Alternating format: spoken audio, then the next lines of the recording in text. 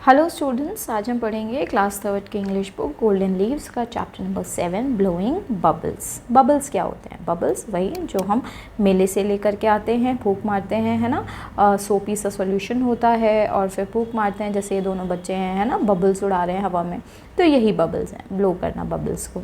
तो इस पोएम में मेनली हम बबल्स के जो बच्चों को जो खुशी मिलती है, जॉय मिलता है बबल्स को उड़ाने में हवा में, उसके बारे में हम बात करेंगे।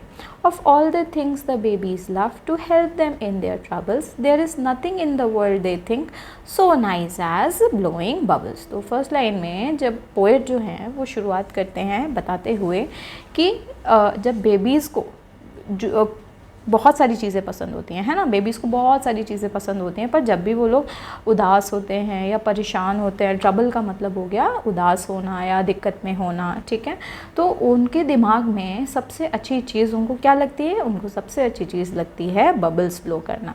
यानी कि यहाँ पर पोएट मेनली यही बताना चाह रहे हैं कि जब बच्चे उदास होते हैं और ख़ुद को खुश करना चाहते हैं, हैप्पी करना चाहते हैं, तो जो बेबीज़ होते हैं वो बबल्स को ब्लो करते हैं और उसमें उनको बहुत मज़ा आता है। To dip the pipe among the suds and then to gravely blow to watch the lovely colours change as fast the bubbles grow. तो यहाँ पे बताते हैं पोएट कि जब जो बच्चे हैं जब पाइप को डिप करते हैं उस सोपी सॉल्यूशन में, सड का मतलब हो गया सोपी सॉल्यूशन, ठीक है, जो सोप से मिलकर बनता है ना। जब हम लोग का घर में जो सॉल्यूशन ख़त्म हो जाता है तो क्या करते हैं? साबुन घोलते हैं और उसको पानी में मिक्स कर लेते हैं और उसके बाद फिर उसी से बबल्स बनाते हैं, है ना। तो यहाँ पर भी वही सोपी सॉल्यूशन की बात हो रही है। सड का मतलब हो गया सोपी सॉल्यूशन।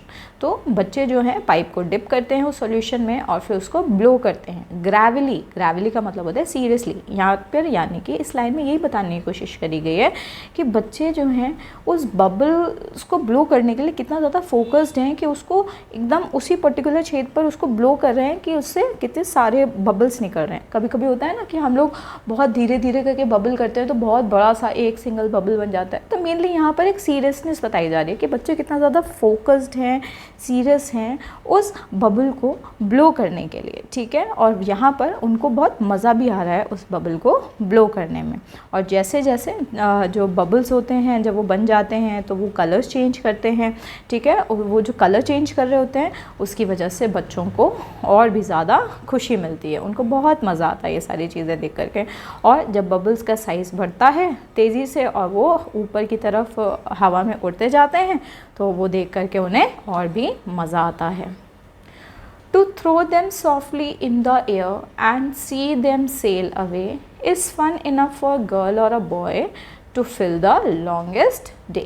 फिर यहाँ पर जो पोएट है वो बताते हैं कि जब जो हवा है वो धीमे धीमे करके उन बबल्स को जब ऊपर की तरफ उठाती है, उनको हवा में फ्लोट कराती है, तो ये देख करके जो बच्चे होते हैं उनके चेहरों पर मुस्कान आ जाती है, ठीक है। वो बहुत ज़्यादा खुश हो जाते हैं, बहुत ज़्यादा जॉयस फील करते हैं। इसके अलावा जो पोएट हैं वो बताते हैं कि ये सब एक्टिविटीज़ जो होती हैं ये सब फ़न एक्टिविटीज़ हैं, इन्हें करने में चाहे लड़की हो चाहे लड़का हो उन्हें बहुत पसंद आता है। और बबल्स के साथ खेलना, पूरे दिन भर वो इन बबल्स के साथ बहुत मज़े से खेल सकते हैं और अपना टाइम पास कर सकते हैं।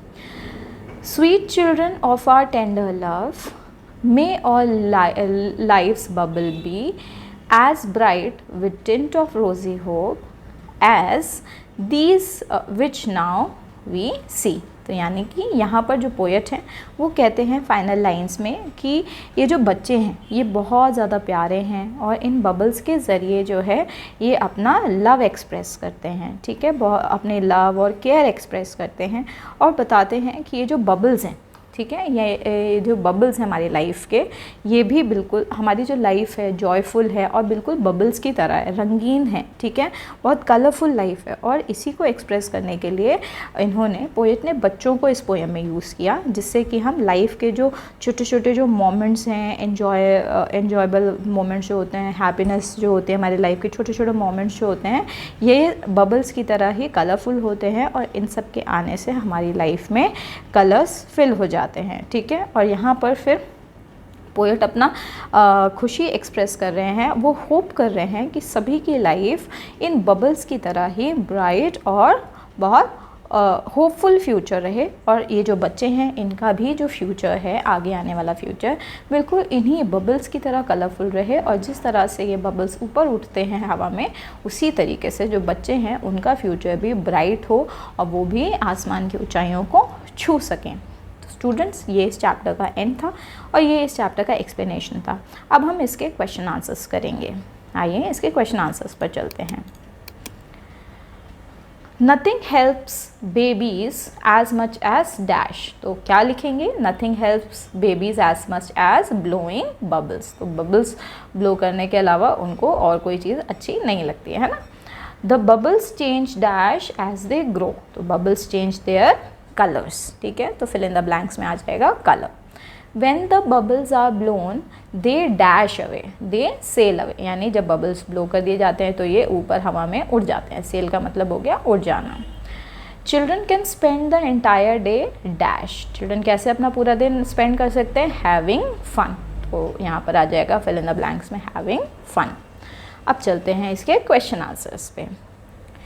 Where do children dip the pipes? जो बच्चे हैं वो पाइप कहाँ पर डिप करते हैं? वो डिप करते हैं सड्स में, है ना। तो children dip the pipes among the suds. How do children blow the bubbles? अब जो बच्चे हैं वो बबल्स कैसे ब्लो करते हैं? तो वो बच्चे जो हैं वो ग्रेवली ब्लो करते हैं, सीरियसली ब्लो करते हैं। Children gravely blow into the pipe to create the bubbles. What is good enough to fill the children's day? क्या चीज़ अच्छी है बच्चों का दिन पूरा तरीके से भर देने के लिए? तो blowing and playing with bubbles is good enough to fill the children's day। यानी blowing bubbles ही एक ऐसा ज़रिया है जिससे बच्चे पूरा दिन भर बिजी रह सकते हैं।